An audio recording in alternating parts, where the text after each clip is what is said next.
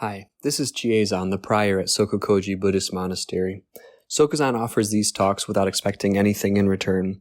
If you value these talks and would like them to continue, please visit our donate page at www.sokukoji.org. Thank you.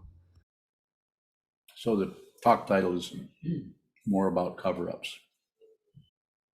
I don't even know what to say about it. I'm kind of flooded with that situation. More about cover-ups. People cover up in all different kinds of ways. Just anytime anything occurs, if you have any thoughts about it at all, it's more than likely is a cover-up. Or at least the leading edge, that which is seeping under the doorway. Sneaking up on you, so to speak. It is about being aware of those.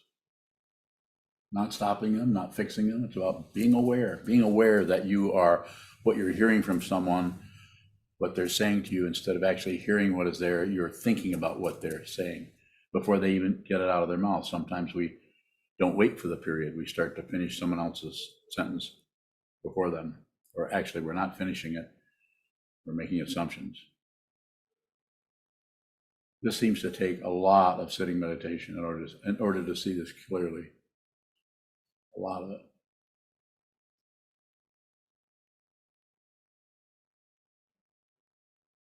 So I've given several talks on cover-ups, one on just how in the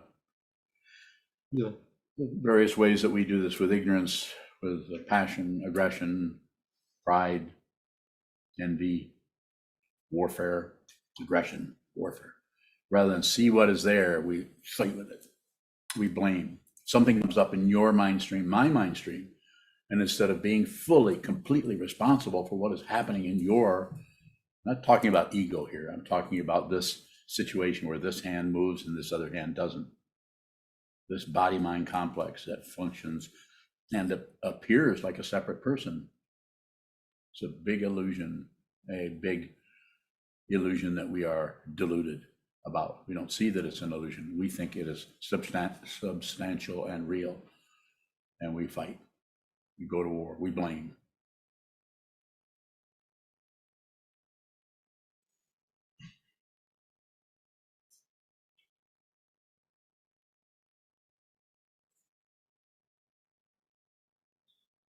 We want our way. We want it our way. We want what we want. And we're willing to hurt other people to either get it or make them feel really bad because they're not doing what we think they should be doing. Sound familiar? Maybe you're not in a relationship right now. You're in a relationship. There isn't anyone who isn't in some kind of a relationship. Even if you're living by yourself. We talk to ourselves.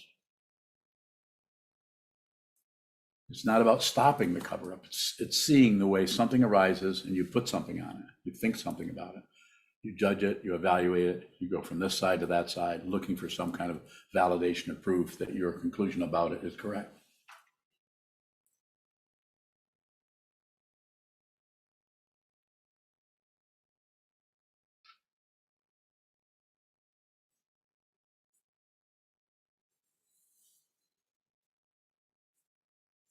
Again, awareness. It's about awareness, not about fixing something.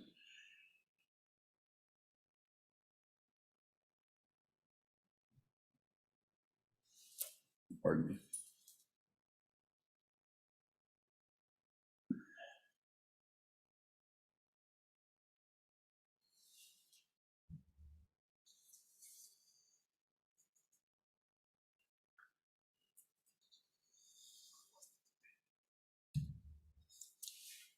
So I'm sitting right here.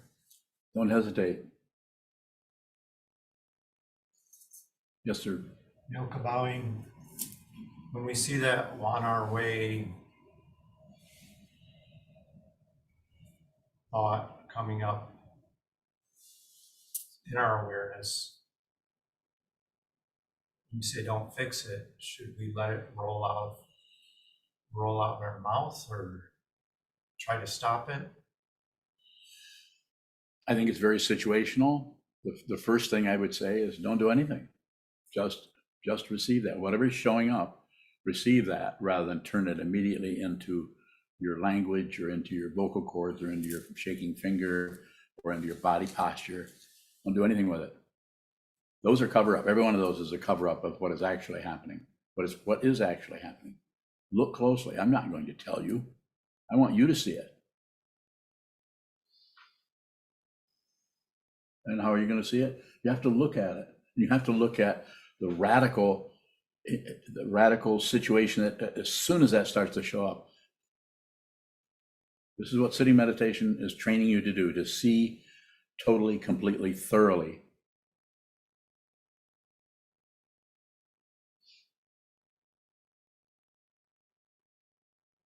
What is arising in the mind stream? What it actually is, rather than what you think it is, who did it, who caused it. If emotions arise that are negative, the minute you pull your gun out of your holster, try to find somebody to lay that on. That's a way of getting rid, or at least minimizing or slowing down some of the intensity of the suffering. I'm not here to be particularly nihilistic or negative, but the first noble truth, as the Buddha said 2,500 years ago, as far as we know, life is suffering. Difficulty, challenge, disappointment. Not getting what we want, not getting what we want.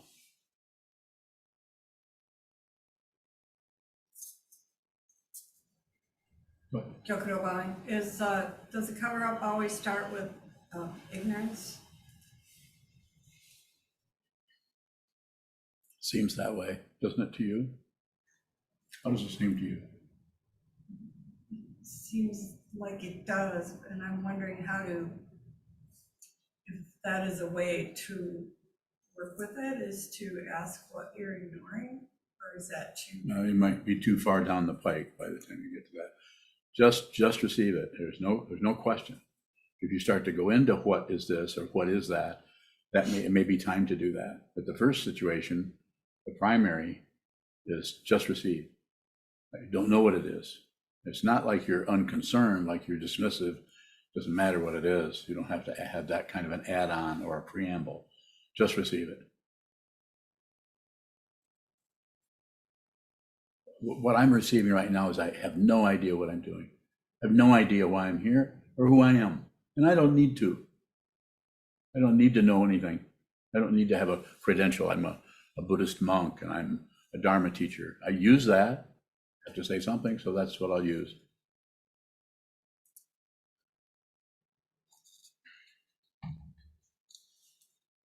Find out who you are. So there's no doubt. You have no doubts about it. Might have doubts about everything else. Might have doubts about your diet, about your relationship. Might have doubts about why you're going through this particular passage of karma that you don't deserve or you shouldn't be happening, all that. But find out who you are, because it's the identity that is the driving force behind the warfare and behind the accusations, passion, aggression against. Yes, sir. So going the way you were describing, like how you don't know what you're doing, is that what receiving looks like? Yes, exactly. That doesn't mean if you ask me a question, I won't immediately respond, as I just did. But even that has a tinge of ignorance on this end over here. It has to be seen. You do not have to get rid of anything. You do not have to get rid of ignorance. You do not have to get rid of the three poisons. You have to be aware of those. And if ego, self-centeredness, part of the mind is paranoid or fearful or shutting down or closing off, then the consciousness that is referred to in the teaching consciousness only or perception only is modified or shut down or clouded by not wanting this, wanting that. This isn't good. I like this. I don't like that. That's why it's so important to face all as much as you can. People teach this differently. Some people feel that you can just study the material and not have to meditate at all. I disagree. I think it's very important to do a lot of sitting meditation. Yes, sir. Sort of bowing. What's that tinge of ignorance that you mentioned? That came up when you had to respond to the question. Yeah, you realize you cannot know what this is. In the relative sense, you can't really know. If you're stuck on that, then we're right back to this is right, this is wrong, this shouldn't be, they shouldn't have done this, they should have kept their word. It's just a regular circus or carnival of otherness happening, coming and going. There's other ways to talk about that. It could be called disappointment.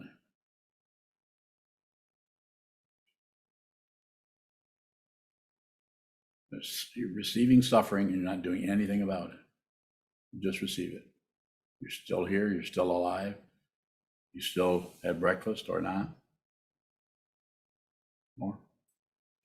What's the relationship between not knowing what this is and seeing what this is? Same and different, because you can divide them up conceptually, but what they are is not different. Awakening and delusion, not two. Not the same, but not two. This is why when you're sitting and facing the wall and watching what is arising, coming and going away, anything you add on there, you might as well be finger painting right over the top of the television set. You can't see what it is. A bunch of goo on there, because you don't want to really see what this is. It's terrifying. Why is it terrifying? Because it threatens your identity. It threatens your established agreement with yourself about who you are, where you're going, how you're better than this person, but you're not quite as smart as she is. And constant chatter, constant melodrama, little soap opera going on about our life all the time. Who we are, how we've been, how our last relationship was, how we're not going to do that again. Constant. What are you looking at? My contacts are drying out, so Oh, blink my eyes. well, I thought you were flirting with me. I thought, that's nice. Right on.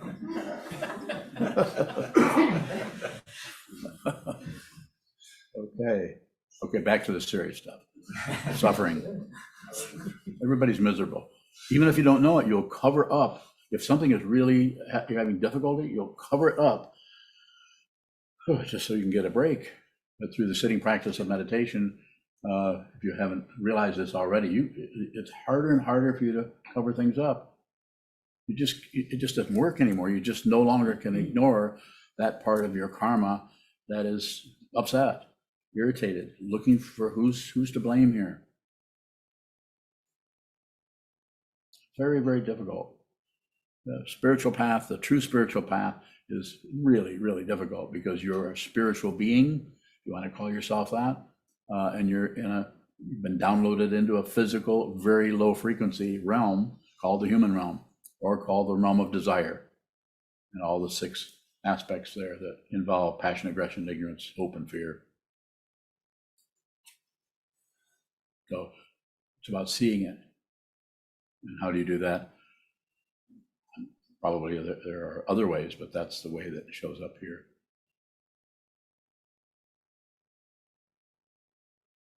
So how does communication work with suffering? So I can jump into that based on what I think you are asking, but do you want to tell me what it is you want to know that is showing up in that question? Sure, but I'm looking at the first noble truth, and you came back to that just now, bringing up suffering, and then your teachings of the 3 C's, the communication being really important. And I was wanting to know how, what your encouragement is with the communication teaching and how it helps us work with the first noble truth. It's the first part of that is to just receive, just listen, just hear, just very simple. Whatever object is rising in any of the sense fields, including the mind, just thoughts. They're just thoughts. They're not particularly specific about this, unless we dive in there, go in there and start manipulating things and wanting to get some kind of artificial clarity about everything, like who caused it? Who caused the suffering? Suffering is just suffering. And the Buddha answered that question, wanting something else. or desire of the three poisons. Desire for something different, something else. More specific. It's pretty specific. Whatever shows up, that's it. It's not, this showed up, but that means that. This never means that. If you think this means that, then we're right back on the tilt-a-whirl or the merry-go-round or the Ferris wheel. Or that, whatever that thing is they haven't invented yet, that will make a better example of circularity. What do they call it? An atom smasher? Goes around. It's like a mile or something like that. I was getting one of those. What are you smiling for? It's not funny. You often smile at things that aren't funny? Do you feel like I'm picking on you? Okay, good. Got my point across then. Yes? Jim bowing. So are you saying, let's say we walk into a room and it's messy and we start to feel angry about it and think whoever made this mess should have cleaned it up. Is the thought covering up the Yes. feeling of anger? Could be, but it's not that you should stop doing that. Just be aware that you what's the conventional word is triggered something. You come into a room, maybe one that you cleaned up, maybe someone else said, I'm going to use this room for a while, but I'll clean it up after I'm done. And then you come in and you see that it's a mess. All kinds of stories could come up in speculation. And you could go both directions. You could say, I should just clean it up and not worry about it. Sometimes we do. And then you can feel really resentful after you've done that. Go around for weeks with that story. And don't tell anybody about it. Why take the energy out of it? Why not just sit back and go, see that? Yeah, that's the emotion without the vocal cords. But they're right there ready to jump out as soon as you see the culprit. What? If we don't have to stop that whole process, what is the difference in the situation if we see that, get angry and think and blame somebody, and if we do all of that without seeing it? What, I guess, yeah. That's a good question. They're similar, but there's going to be differences. And then since you've laid it out, there's going to be so many variables in there that you will not be able to track it down in such a way that you can come up with an ideal way of doing this. It has to be done in each situation. You have to receive, and be responsible, not blame, but be responsible for what happens in your mind stream and what happens in the room you're in. That doesn't mean you messed up the room, but that room in itself is functioning as a trigger for other things in your mind stream that you have managed to shut down on. Emotions, reactions, negative feelings that you just don't want to do that. You won't look at that. You'll distract yourself into golfing or playing the harmonica or something, doing something else to keep from going into that, because it's very uncomfortable, uncomfortable, suffering. So the idea is to do it, practice on the wall, receive, sit down, hold still, and watch how the mind just keeps throwing up this thing after that thing after that, thinking about. And some teachers give you a technique whereby, which I practiced for quite a long time, of labeling that thinking, avoiding the thinking, or pushing it away, so to speak, or recategorizing it and going to the breath instead of trying to stabilize yourself in the midst of the chaos. And I say, look at the chaos. This doesn't mean it's like I looked at this and decided which was best. I practiced that kind of meditation for decades. Don't do it. But if you're listening to a teacher that teaches that, then listen to her or listen to him and use that, go that direction. You probably need to go there. If you're listening to me, just observe, sit down, hold still. The only instruction you're getting here is to sit very still so that you can see the contrast between how still your body is with your awareness and see how ramped up the mind gets. So you can see that is your object of meditation. It's the movement of the mind. Go ahead. Future bowing. If we don't fix our reaction, how does just seeing that whole process affect the situation? It may be something that's really obvious, and it may not. It may not. It really doesn't have anything to do with the situation. Well, you have to go there because it's situational, because you're in a human form. You have a right hand and a left hand. You do this sometimes, and sometimes you do that. So we're totally mesmerized by this illusion and deluded into thinking that it's real. This is very, very temporary. Very temporary. I say that again. Very temporary. You can use that. Yeah. No. Yeah. Maybe. We'll Yeah, see. maybe. We'll see. Yeah. Situational. I want to give a 60-second talk one of these days. Who was it that did that on the news? Ari Melber? Mehdi Hassan, Mehdi Hassan. Yeah. Mehdi, 66. reporter would get on and just do a rant for 60 seconds. I'm sure he planned that, though. Only with a cough. Don't you think?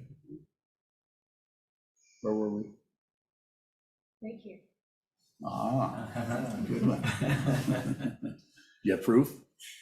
Can you prove you're in the present moment? Okay. Well, that sounds good. Yes, Johan. You just mentioned temporary. How can we see the short temporary situation unreal? See it as unreal. Yes. Practice. Just practice. Return to the wall. Return to the structure of the community, the sangha, and then the teaching itself. Everything's dependently arisen. Nothing. There's no singularity that comes forth. It is the illusion that there are separate beings. And if you begin to see that, this doesn't mean you suddenly get all lovey-dovey. It may get worse. It may get really, especially if you've been spending not only this lifetime, but lifetimes covering up. That all starts to come apart. Consciousness, there's no separate thing called my consciousness, your consciousness. There's just consciousness only. And that doesn't mean the illusion of being, watching a hand move in front of you, and having an illusion that there's some guy here, some person who's manifesting for whatever number of years, and that will come apart, will just fall apart. So what you're endeavoring to do is to change your, if you want to use the word allegiance, over from the thoughts, the ideas, the emotions, all the bullshit that rises, comes and goes and comes and goes, and just makes our whole life a soap opera. Just, we're going from this horrible feeling to this one, and then we feel pretty good for a while, and then the whole thing crashes, and then we attribute, well, it must be because it must be, well, maybe I'm not drinking enough water. And that could be true. So just practice, return to it, until you see what it is. More? I have a different question. For me, awareness often appears after the emotions and the thoughts. Does that happen all the way if I'm not able to be aware? Well, you're aware of quite a bit, or you wouldn't be able to phrase that question in that way. So I'm just saying, what I'm seeing is, I often use the term or the image of seeing somebody on the side of the mountain. And I'm seeing that you're there and you're on the path, and it's just a matter of returning to the wall, return to the teaching, return to the teacher, return to the community. No matter what, just do it no matter what. No matter what shows up, no matter how crappy it gets, return to those. Whether you do vows formally, or you do it informally, or maybe you don't even receive vows. That would be up to you. It's your business how you want to do this. Yes. I guess I really want to know, I feel very disappointed that I could be aware after my thoughts and emotions. Is there any way that I can do better?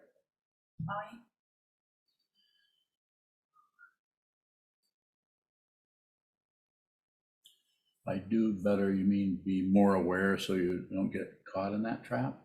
Yes. Yeah, be more aware. Just do Yeah.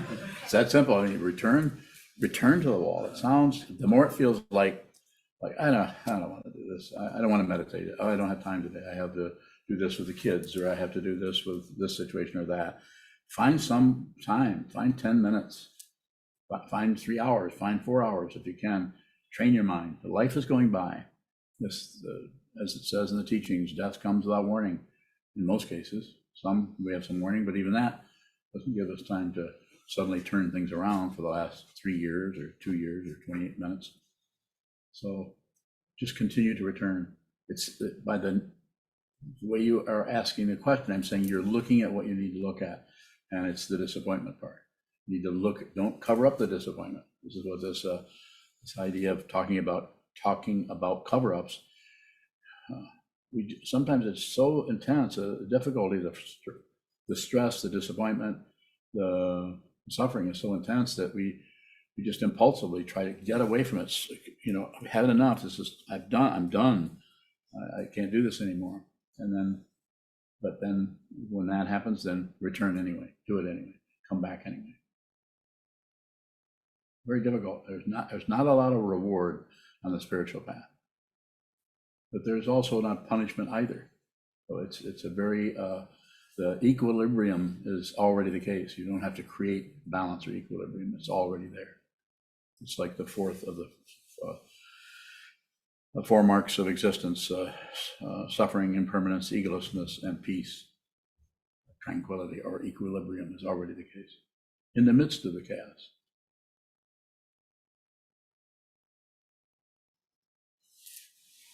Sokuzan, it seems like a lot of cover-ups are redirecting energy from one area to another. Can it be helpful to put some intention on having that energy kind of stay where it came from and not redirecting? The way I'm hearing you, I would say yes. Can you give me a stronger example or an example? Sokuzan, let's say something happens at work and I'm irritated about it, but I don't want to say anything at work, but then that energy will show up somewhere else. Should there be some effort to? Effort needs to be in being aware and to find everything you have a say-so about, which isn't much, and hold it still, which means the body. Can't really hold the mind still. Can't even find the mind. Why can't you find the mind? There isn't one. That's an illusion. Consciousness only is not a person. It's consciousness. And so you could say everybody has a little Cheez-It of consciousness. But they think they have the whole damn box. You don't have it. You got a little bite of it. But the amazing thing about consciousness, because it finds its own form, which is the first tenet, I think, of this order of immediate light. It finds that, and then it expands it into whatever is necessary. It goes to the ends of the universe. And this is what happens. It's not an occurrence, but this is what happens. It's not an occurrence, but this is what happens. There's no way to say this. There's no way to say this without using relative delusionary language or illusionary, or whatever that is, illusionerosity. It'll be a word soon. Don't fix anything. Don't separate yourself. Don't join. The separation could be ignorance, could be aggression, and don't join. Could be passion, could be blaming, could be I can figure this. I know I can see what's happening here, and now I know what to do about it, or I know what not to do about it. Watch the movement.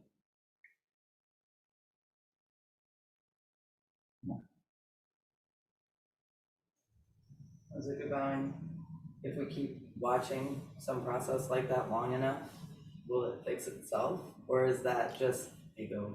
Yeah. Don't give me too many orders. First of all, it's not broken. There isn't anything broken. There isn't anything wrong. That's an illusion. Do you think there's something wrong with something?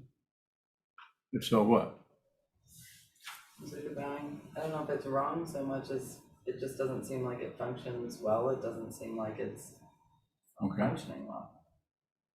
Is that how you feel right now? Yeah. How about right now? Answer me. I answered your question. Or did I? There's How does it nothing feel right now? not functioning right now. What's not functioning? I'm saying there's nothing not functioning right now. Oh. I'm looking at memory. Well, then, you're welcome.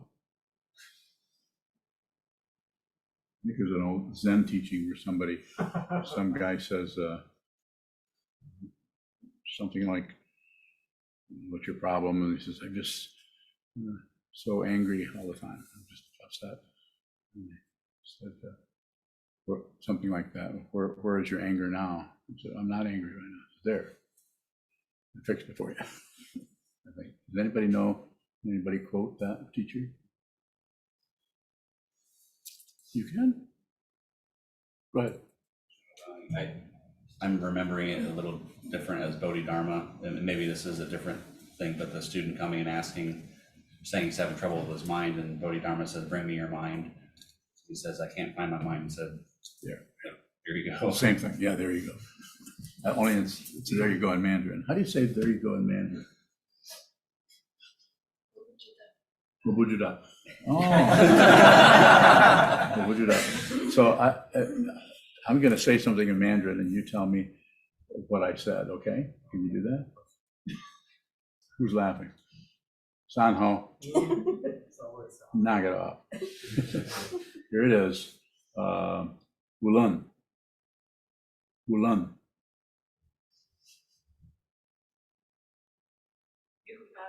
Are you saying Oolong's name? No, I'm saying W-U and then L and then U-N, Wulan. With a. No matter what. That's it. I did. Spoke Mandarin to a native speaker, and she understood what I said. It just took some prompting. Yeah, that's very good. It's a good one. No matter what, do this no matter what. Don't let anything stop you. It's a spiritual path. You're not going to get a gold-plated path. The path will look bleak and empty and dark. That's where you need to go. Go, as Trungpa Rinpoche once said, I think he said march directly into disappointment. Just go right into it. Sanho. What about for those of us who kind of like the bleak and the dark and the grumpy, right? All the better, you can help the rest of us. Yeah. Bleak, dark, and hopeless. Finally, we made it to the path. Life is suffering. So the interesting thing about that, and this may be helpful to you and may not be, but the suffering won't go away. The dependent origination, pratitya samutpada, does not necessarily. It could, but not necessarily. It depends on your particular karma, your life, how things are operating for you. But what will happen if you continue on the path is you will see there's no solid being anymore. There's no self in the skandhas: form, feeling, perception, concept, consciousness. There's no entity there. That is a powerful illusion. And there's also no other. You see this, that there's no one here and there's no one out there. That is an illusion. It's still there. It won't go away. It doesn't need to. It's like a magical show. It's like a bubble, a flash of lightning, as it says in the, was it Diamond Sutra? Says that? Can you just give a talk on that? So you should be able to quote the last part of that, last 15 minutes. Can you? Just bits and pieces. Like I did. Yes, sir. Paushan bowing.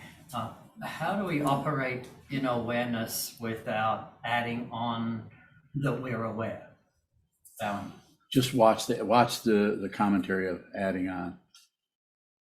You don't have to change anything or snip anything off.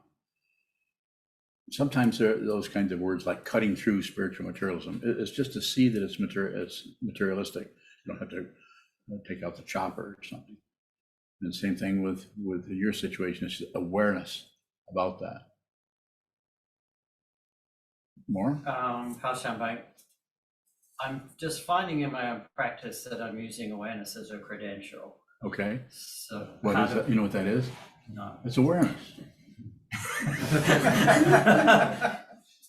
Well, then I'll use that as a credential. And that's awareness. You cannot find your tail, so you're not going to be able to bite it. You can't find it. You can't find the beginning or the end of anything. But in this, the introduction to this shows up in the mind stream we call the seventh consciousness, or the self, or the paranoid part of the consciousness that's curled up into a tumbleweed that thinks that it's in danger, or thinks it can advance and get gold plating. God realm, hell realm. It thinks, wants this, doesn't want that. Consciousness will always find, it's just amazing. Consciousness always finds its own form, finds the form that it needs. And if there's something pushing somewhere, something shoving, something shutting down, consciousness is right there to support the whole situation, not as some separation, but as the very situation that is there. It is consciousness. And of course, the statement is, you've probably heard this, is there isn't anything but consciousness. It's mind only. Like it says, mind is a Buddha, mind is awake. There isn't anything else but this. More? Paushanbai, is there a way to allow that tangled ball to untangle without doing anything? Yes, that's how it's done. Just look at it. If you just see it, it's like all of the reference points that you thought were hooked to it because of this. Well, it's because she said, or he said, or I got treated this way when I was 4 years old. Or it's not that those aren't relatively true, but this is not a mundane path. It has mundane aspects, but it's basically about seeing the ultimate truth of what this is. And what is it? Not separate. We're not separate from each other. Separated in order to manifest in this particular realm we call the human realm, or the realm of desire, the realm of consciousness that wants something. Simply put, just want something. Watch what you want. Look for what you want. It might be, you might be watching yourself wanting to not have a particular negative feeling. You might want to not be what you've been calling depression. It's extremely simple and it's extremely complicated. Do it the rest of your life. Dedicate yourself to it, which is what you're doing. You're doing it the way you need to do it. I do it the way I need to do it. Sokuzan is in a retreat hut right now, doing it the way he needs to do it. There's no way out of this.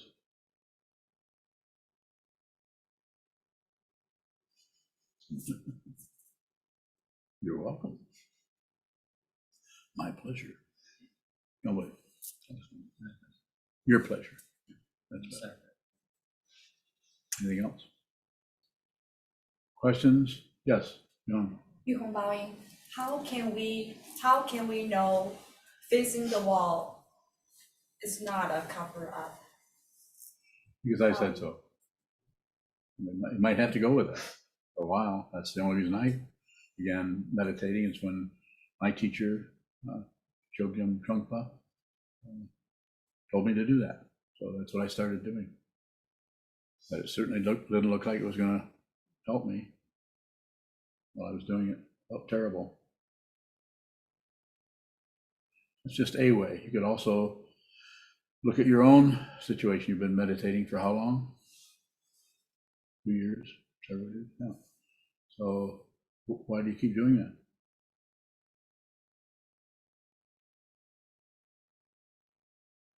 No, you just keep something about that, some kind of intuition or spark or some kind of insight that tells you, when you sit down for an hour, 2 hours and hold very still, there's some dynamic that begins to show up there that is not just about the thinking process, about being right or wrong, about any otherness or any conclusion. Some in the midst of the confusion, in the midst of the difficulty, there's some kind of wholesomeness, or some kind of fundamental basic sanity that begins to arise there. But it's not about being other than who you are, what you are. It's not separate from that. It takes a long time to do that. It can take, you're a young woman, you have plenty of time, right? Right? She agreed with that very quickly. Further, is there anyone on the Zoom? Kayun? High-end bowing. Are all outflows cover-ups? Bowing. They can function like that. I wouldn't I wouldn't pass judgment on it and say that, but yes, anytime there's something coming out, whether it's voice or activity or attitude or plans for the future, supposedly, or anything like that, it is probably covering up something that you are not able to see because you're involved in that situation. But I wouldn't take it to where I would say, or anyone would conclude that you shouldn't do anything. You should not cover anything up. It's the awareness of the cover up that's important, not so much having a successful campaign on no longer covering things up. As I said when I think we started the talk, I know about this because I do it. I cover up. It's about the awareness, and then the awareness, along with the covering up, along with what is being covered up, along with the way in which it's being covered up, that whole situation, and with your awareness that you're covering up, that will sort itself out. You do not need to make decisions about anything. Decisions can be cover-ups, deciding to do this over that. Should I do this? Or as soon as an either or comes up, stop and just look at it. You don't need to make any decision. Decisions, if you're living in reality, to use the kind of a blunt word, but if you're living here without objecting, without disagreeing, without objecting or agreeing or ignoring, then you're not separate from anything. This is called dependent origination, and this is awakening. It won't be an experience. Awakening is not an experience. You're having wonderful experiences of being all one with everything. It will fade. Or maybe it won't. Maybe, perhaps I'm incorrect. Kayan bowing. Earlier you said something along the lines of be your karma down to your armpits. I did mention armpits. That wasn't exactly what I was gonna focus on, but Well, me either. okay, good. You brought it up, and I blurted it out because I don't have any self-control. I'm always blurting out things. You'd think I'd get embarrassed and just stop doing this. So if we are being that karma in such a complete way, it may look like not doing something and it may look like doing something. Is that your question? Not anymore. Thank you. Ian Bowing, I guess I'm just looking at the way that I keep trying to set a standard around what living out my karma is going to look like. Yes, and that's the very nature of confusion or delusion, is trying to get something. It's second noble truth, wanting something else, even if it's only to try to control something or be less confused, all of that stuff. Go ahead. More? Kayan Bowing,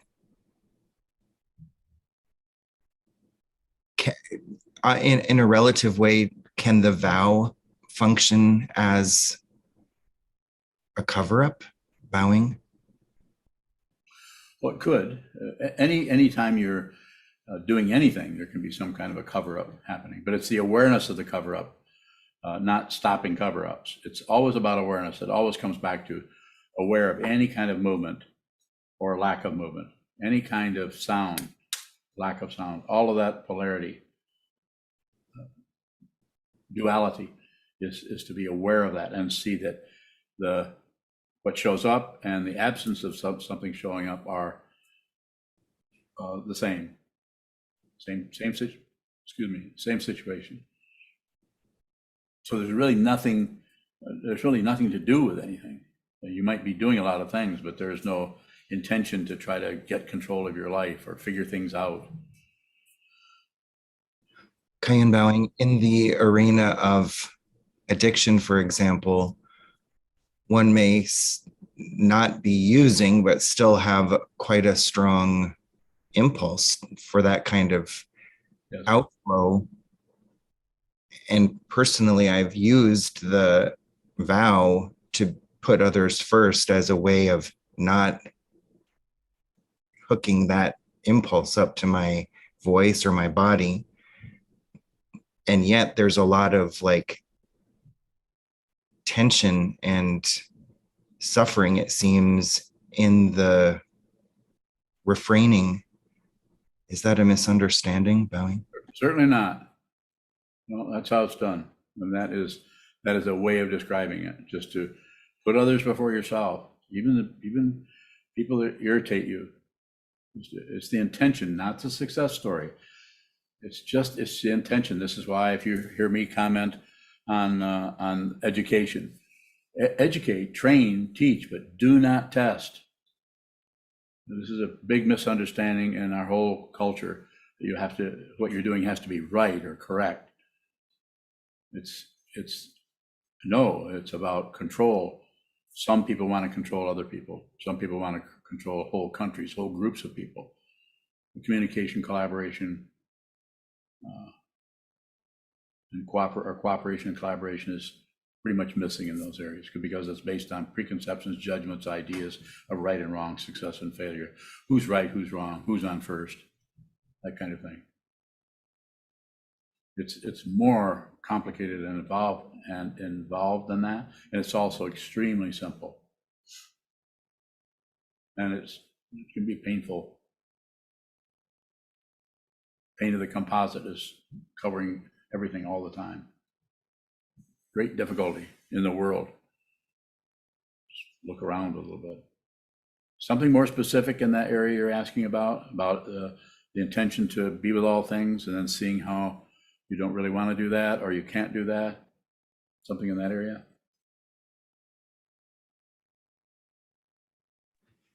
Kayan Bowing, I guess I just have difficulty seeing how suppressing the karma is living it, Bowing. Did I say suppressing the karma? No, you didn't, Kayan Bowing, but that's how it feels to me, Bowing. Oh. So you're saying you're suppressing the urge to do something because you're putting somebody else first? Kayan Bowing, yeah, but that's a dynamic that I've experienced in my life. Well, I would say just keep going. There is no one there. So the ultimate situation, there never was anybody that you were opting for, whether it's to save them or to disregard them. But that we have to work with that a lot. We have to work with what arises in the mind stream before we eventually see that it is unreal. It's vividly unreal in emptiness, yet there's still form. There's still form. It's the very nature of delusion seems real, but it's an illusion. It's unreal. This doesn't mean we can't make a noise with it. It doesn't mean that we can't display things in such a way that they're extremely interesting and even entertaining, but they're unreal, like a movie, like a play. Kayan Bowing, Yes. so to try to get some result out of what I think living out of my karma would be like is ignorance. But if I were living out of my karma, it looks like I wouldn't know it. So Yes, you won't know it. Isn't that great? Finally, after all this work and all this time and all this meditating, the whole thing has just come apart. There's no longer anyone there, yet there's still a voice. There's still taste buds. They're still hearing something in the other room. Consciousness, consciousness, consciousness, consciousness only. This bodies come and go. Consciousness goes nowhere. So yes, you won't know. You'll know a little bit, but it's not enough to write a book about. Although people try to do that, they talk about their realization and how they went through this and this samadhi and that samadhi. And they should go ahead and do that. Some people, that's their path, is to talk about themselves and their wonderful enlightenment trip. I do some of that too.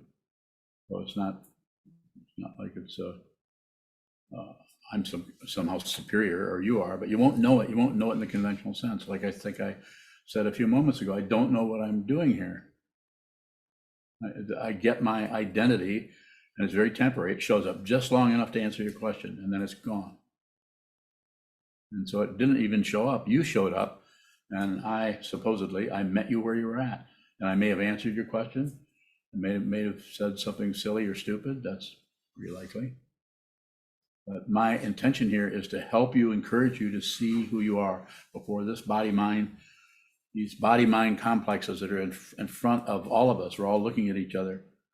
This is unreal, but it's vivid, and it's manifest. It's an illusion that we are deluded into thinking that something is threatened, or we need to get ahead. We need to live up to a certain standard in order to please whomever, our family, our friends, our career path. You won't know it. Good one. And what will you know? Relatively, you'll just know things relatively. You know that this needs to be put away or left out, or this needs to be, the floor needs to be cleaned, even though somebody else maybe messed it up. Very simple things. As it says in the Zen tradition, before awakening, chop wood, carry water.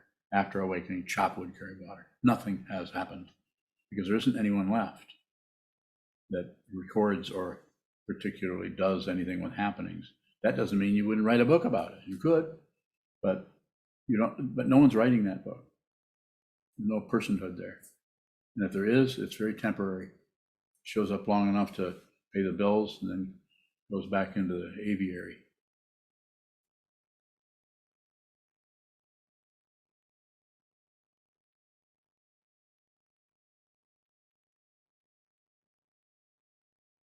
Stop looking at me like that.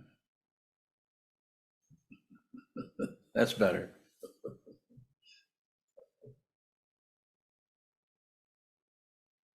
So we have 34 windows open, and it's getting later and later.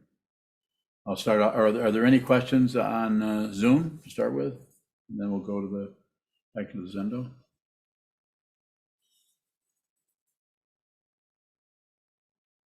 I should say, any other questions other than Kayun's?